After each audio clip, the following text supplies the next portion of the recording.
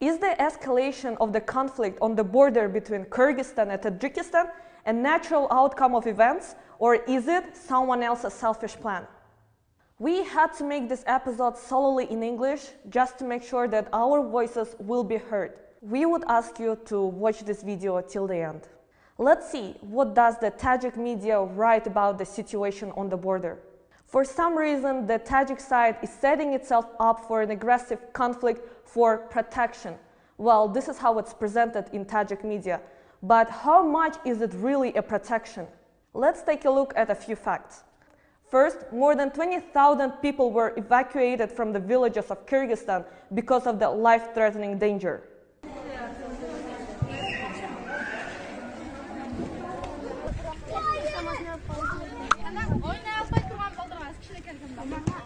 Second, it was the border post of Kyrgyzstan that was set on fire.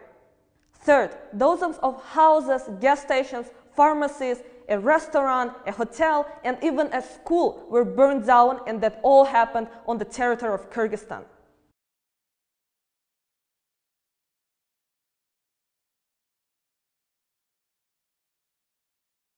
Fourth, it was the Tajik military who fired at the Tortkocho and Chirdobo areas from the Mi-24 helicopter.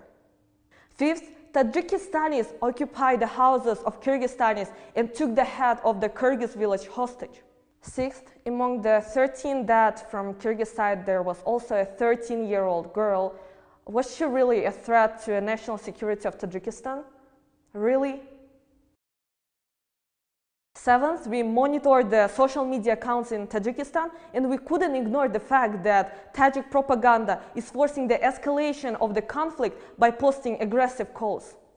All this shows that Kyrgyzstan doesn't attack, it only defends itself.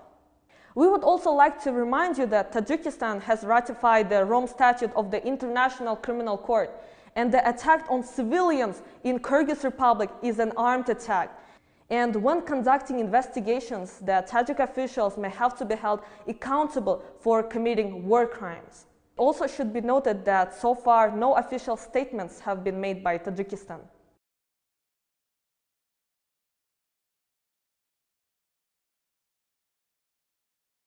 And what do the Russian pro-government media write about this?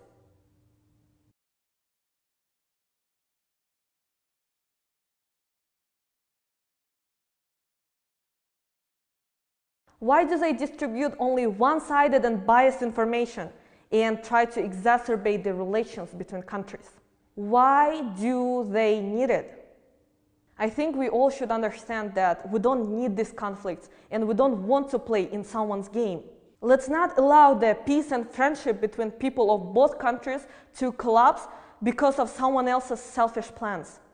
Therefore, we need to remain calm and try to resolve everything peacefully through negotiations. Please do not post emotional statements and try to get information only from the trustworthy sources. Please.